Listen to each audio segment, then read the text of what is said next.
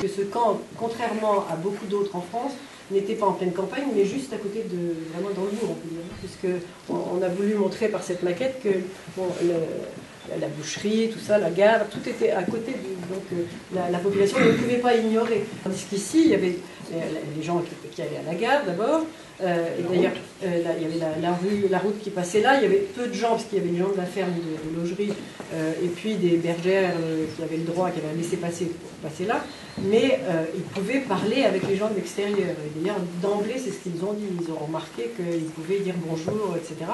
Et au bout de quelques mois, on a construit, vous voyez, cette barrière qui était dite barrière opaque, parce que la direction trouvait qu'ils avaient trop de relations avec les gens qui étaient sur le quai de la gare ou avec les cheminots qui passaient en train.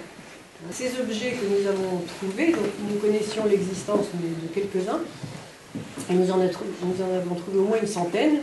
Depuis qu'on a fait les expositions, on a entendu parler d'autres objets, donc on sait qu'il y en a encore d'autres. On a recensé tout cela, et ce sont des objets qui ont été donnés par des internés politiques à des gens de Rouillé qui les ont aidés d'une façon ou d'une autre. Alors, ils les ont donnés ou troqués contre de la nourriture, c'était souvent un échange entre nourriture et objets, qui avaient fait un souterrain qui partait d'une de ces baraques-là, je ne sais plus exactement laquelle. Ils ont creusé par-dessous la baraque et le souterrain allait jusque de l'autre côté de la barrière là-bas. Mais il y a au moins entre 300 et 400 internés qui sont partis dans d'autres camps, et en particulier par Compiègne, et donc ensuite en Allemagne. Et là-dessus, les trois quarts n'en reviennent pas.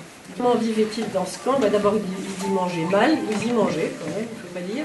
Mais c'était une alimentation qui était pratiquement végétalienne. Il n'y avait pratiquement pas de viande, mais ils mangeaient quand même, d'autant que la population, et c'est ça qui est intéressant, apportait souvent des légumes. Et vous verrez là-bas, il y a un dessin que nous avons retrouvé, qui a été fait par un interné, où on voit une charrette du coin, avec remplie de légumes, avec un monsieur qui est dessus, et il y a un souvenir de Rouillé.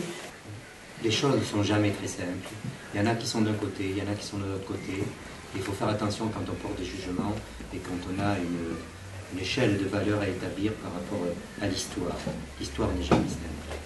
Autre chose pour laquelle on vous montre ça, c'est pour vous dire aussi qu'il y a des horreurs qui se sont passées et qu'il faut essayer de faire tous ensemble attention qu'elles ne se reproduisent plus.